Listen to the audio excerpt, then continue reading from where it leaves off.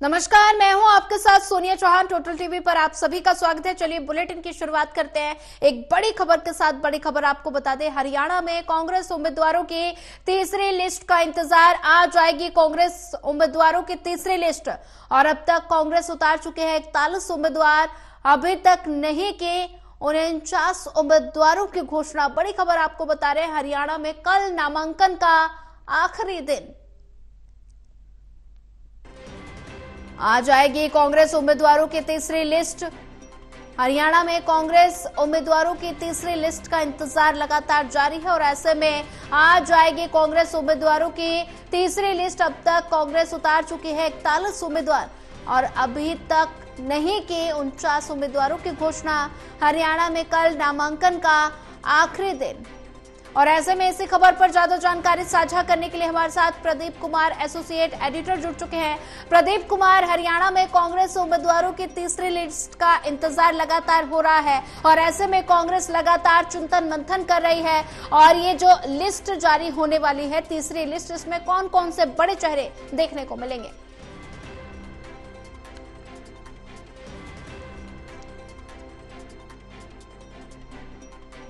के नाम का ऐलान बाकी है, जिसमें ये लिस्ट अब कभी भी आ सकती है। देर शाम तक या इससे पहले कभी भी इस लिस्ट को जारी किया जा सकता है, क्योंकि कल नामांकन भरने का आखिरी दिन होगा और 3 बजे तक नामांकन दाखिल किए जाएंगे। लेकिन बदली रणनीति में जिस तरीके से आम आदमी पार्टी और कांग्रेस का गठबंधन टूटा है, संभावित गठजोड़ जिसको लेकर बातचीत हुई थी और इस बीच इस गठबंधन में कई उतार चढ़ाव देखने को मिले।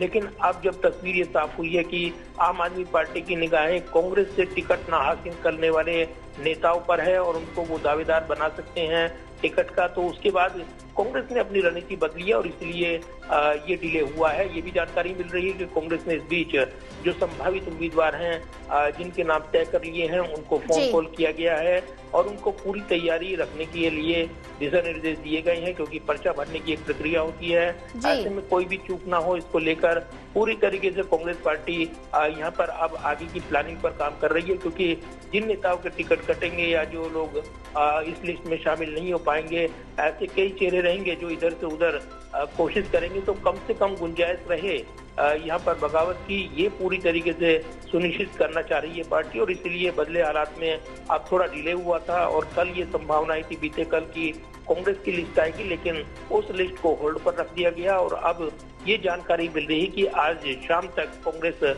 अपने उम्मीदवारों की जो लिस्ट है वो सभी उम्मीदवारों की 50 उम्मीदवारों की वो जारी करेगी। 2 सीटें चर्चाएं हैं कि एक सीट सीपीआई को और इसके अलावा दूसरी सीट समाजवादी पार्टी को दी जा सकती है। सस्पेंस बना हुआ है कि कांग्रेस इन सीटों को छोड़कर बाकी उम्मीदवारों का ऐलान कर सकती है और इसलिए ये महत्वपूर्ण रहेगा देखना कि कांग्रेस जो महत्वपूर्ण केथल सीट है वहां से रणदीप सुरजेवाला को टिकट देती है या उनके बेटे को।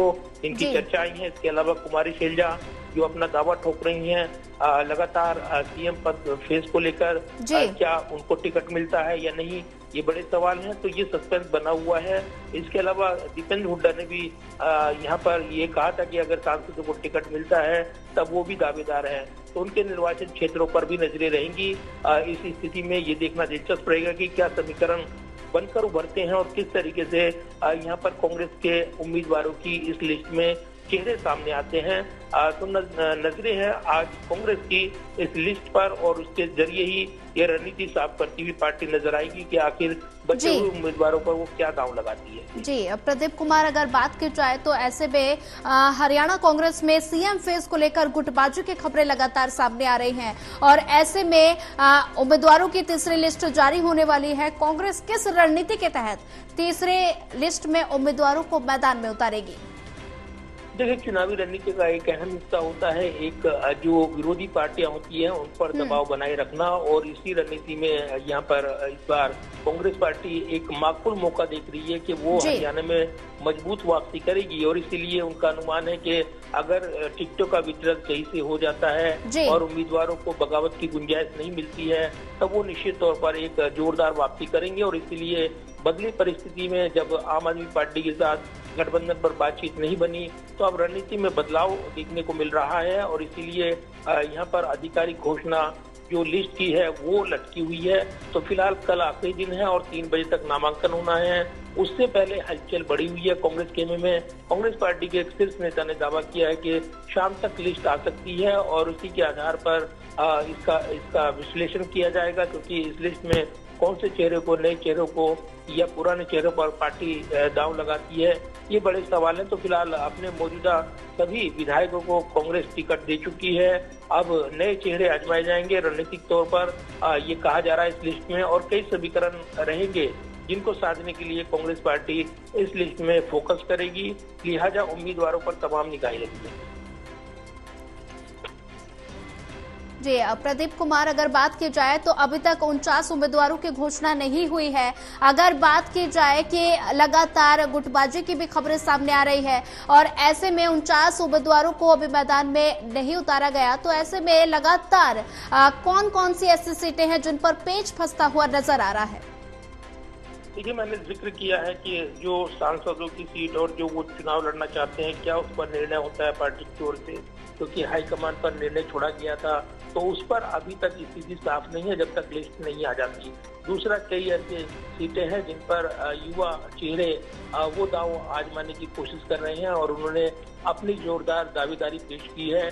कई ऐसी सीटें हैं जिनको लेकर चर्चाएं रही हैं कि ये कहीं न कहीं कांग्रेस के लिए जो नजदीकी मुकाबले में पिछली बार वो हार गए थे, तो इस बार समीकरण बदलेंगे और वो जीत हासिल करेंगे। तो निश्चित तौर पर उन सीटों पर भी फोकस किया जा रहा है। तो कई प्रमुख सीटों पर अभी तक दावेदार, उनकी तस्वीर साफ नहीं की गई है। हालांकि कुछ लिस्ट जो यहाँ पर जो व्हाट्सएप के जरिए अलग अलग ग्रुपों में वायरल की गई हैं, उन पर भी आधिकारिक मोहर नहीं लगाई गई थी और कहा गया था कि जब तक आधिकारिक लिस्ट नहीं आती है, क्योंकि ऐसे फेक लिस्ट भी वायरल की जा रही हैं अलग अलग वजहों से, जिनको लेकर निगाहें नहीं थी। लेकिन अब ये कहा जा रहा है कि कांग्रेस की आधिकारिक लिस्ट कभी भी आ सकती है और इसमें तमाम समीकरणों को साधते हुए कांग्रेस पार्टी वो नजर आएगी, क्योंकि कल का दिन बचा है और उसके पहले किसी भी गुटबाजी को थामने के लिए, बगावत को थामने के लिए ये देर की जा रही है। बाकी उनको फोन कॉल के जरिए यहाँ पर मैसेज दिया गया है, जो उम्मीदवार चुन लिए गए हैं, ये कहा जा रहा है। तो निश्चित तौर पर एक बड़ा दांव पेच राजनीतिक तौर पर देखने को मिल रहा है। जी प्रदीप कुमार, ज्यादा जानकारी साझा करने के लिए आपका धन्यवाद।